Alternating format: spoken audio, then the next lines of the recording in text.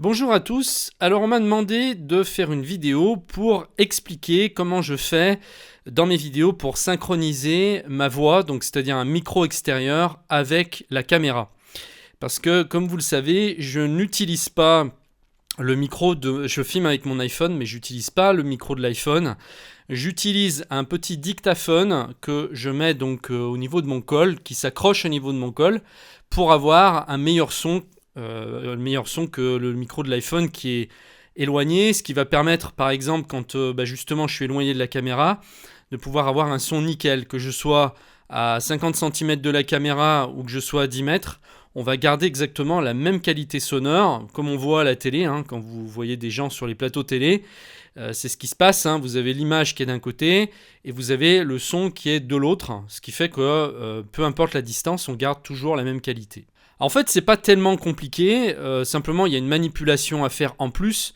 C'est sûr que si vous filmez par exemple avec une GoPro ou un iPhone, vous allez avoir le micro, le son va être enregistré dans le même fichier, vous allez avoir un même fichier avec le son et l'image dedans. Là, ça va être séparé, mais c'est une fois qu'on a pris l'habitude, en fait, c'est vraiment quelque chose de tout bête, et je vais vous montrer ça tout de suite. Alors moi, j'utilise pour mes montages vidéo, j'utilise Camtasia, qui me suffit, j'ai pas besoin forcément d'avoir un logiciel plus puissant que celui-ci. L'avantage de Camtasia, c'est qu'on peut aussi bien se filmer soi ou filmer son écran pour faire des tutoriels. Donc c'est pour ça que j'aime bien, on peut aussi bien faire l'un que l'autre. Alors je vais prendre en exemple une de mes dernières vidéos que j'ai faites et on va faire comme si je la montais et je vais vous faire voir comment je m'y prends. Alors dans Camtasia, après vous, si vous avez un autre logiciel de montage, c'est pas très important. L'essentiel, c'est que vous voyez comment on procède. Vous pouvez utiliser n'importe quel autre logiciel, ça sera toujours pareil. Il y aura toujours deux fichiers importés, c'est-à-dire votre fichier vidéo et votre fichier son.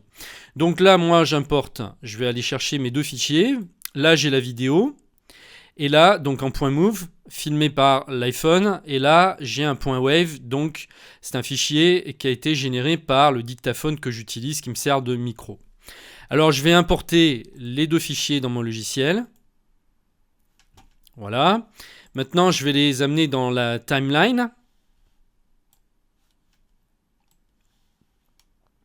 Voilà. Donc, j'ai d'un côté le fichier vidéo et là, d'un côté, le fichier son. Alors, on a aussi le son dans la vidéo, mais je vais pas prendre, je peux choisir donc maintenant entre le son qu'il y a dans cette vidéo ou le son extérieur qui a été pris et qui est meilleur donc par le micro, le dictaphone. Donc là, ce qui va nous intéresser, c'est de synchroniser les deux pour qu'ensuite je puisse choisir quel son je vais prendre. Par exemple, là, je synchronise pas. Je vous fais voir ce que ça donne si je synchronise pas. Voilà ce que ça fait. Interne, externe, avec des capacités différentes. Alors, je sais pas si vous entendez. Je vais essayer de rapprocher le micro.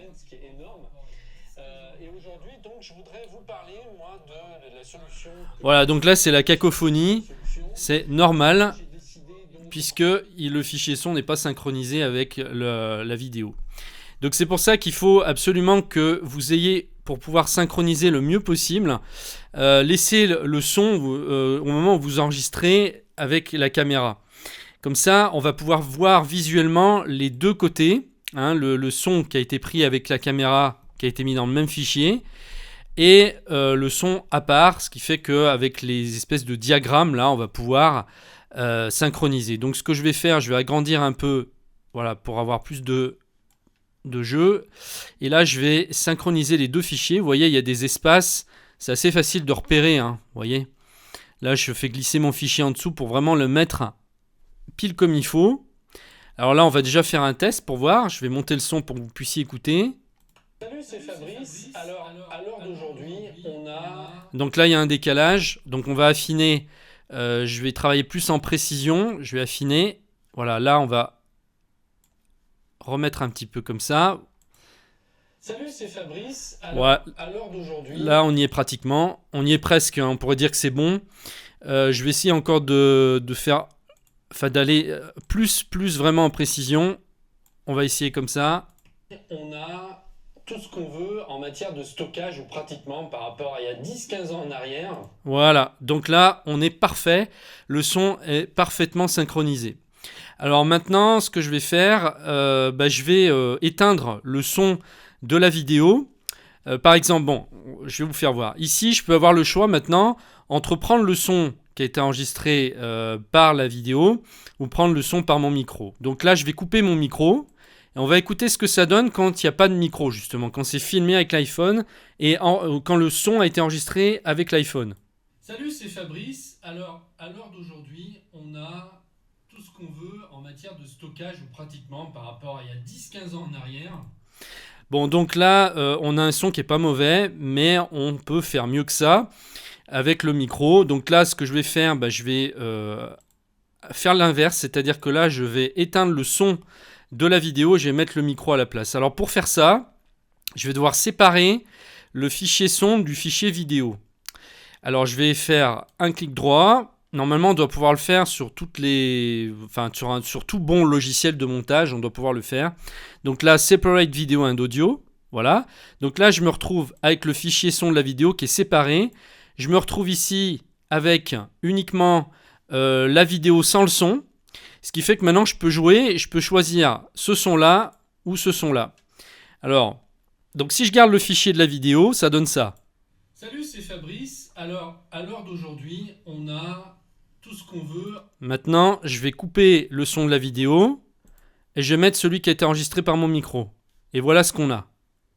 En matière de stockage, ou pratiquement par rapport à il y a 10-15 ans en arrière, on a, quand on va dans les magasins, Donc vous voyez, il y a une différence énorme entre les deux. Donc je peux laisser les deux, mais enfin c'est pas le but. Là c'est vraiment, quand je laisse les deux, c'est vraiment pour synchroniser, pour savoir exactement si c'est bon. On va dans les Fnac, quand on va sur Amazon. Voilà, mais là je vais couper donc définitivement le son qui avait été enregistré par l'iPhone. Voilà, je le coupe ou je peux le supprimer la timeline et après je me retrouve, je peux la supprimer directement là, puisque j'en ai plus besoin. Voilà, et là je garde uniquement le son du micro. On se retrouve avec un choix énorme de disques durs, que ce soit des disques durs internes, externes. Voilà. Et ensuite, on va pouvoir donc monter sa vidéo en coupant à chaque fois. Donc, à chaque fois qu'on va faire des coupures, on va à la fois couper sur le fichier son et sur le fichier vidéo pour avoir une vidéo qui sera parfaite avec un son parfait. Donc là, c'est vraiment intéressant parce qu'on peut choisir vraiment la qualité qu'on veut avec ça. On n'est pas tributaire de sa caméra. C'est vrai que souvent les caméras n'ont pas un très bon son. Enfin, le but d'une caméra, c'est d'avoir une bonne image, mais pas forcément d'avoir un son excellent. Donc tous les professionnels, qu'est-ce qu'ils font ? Ils montent toujours. Soit ils ont des micros qui sont séparés, donc des micros cravates, soit ils achètent des micros qui vont adapter sur la caméra. Mais dans tous les cas, c'est rarement le micro de la caméra qui est utilisé. Donc voilà, j'espère que j'ai répondu donc à la question pour ceux qui ne savaient pas comment procéder. Vous voyez que c'est très simple en fait. Il y a un coup de main à prendre au début quand vous allez commencer, vous allez y passer un peu de temps parce qu'il faut prendre un peu l'habitude, mais une fois que vous avez fait ça 3-4 fois, ça devient plus facile. Et quand vous l'aurez fait, des dizaines de fois après, ça deviendra, vous réfléchirez même plus. Vous le ferez naturellement sans réfléchir. Alors s'il y a des choses que vous voulez voir sur le montage vidéo, s'il y a des choses qui vous intéressent, n'hésitez pas à me le dire dans les commentaires et puis je verrai si je peux faire une vidéo pour vous expliquer ça. En tout cas, je vous remercie de m'avoir suivi et je vous dis à très bientôt. Au revoir.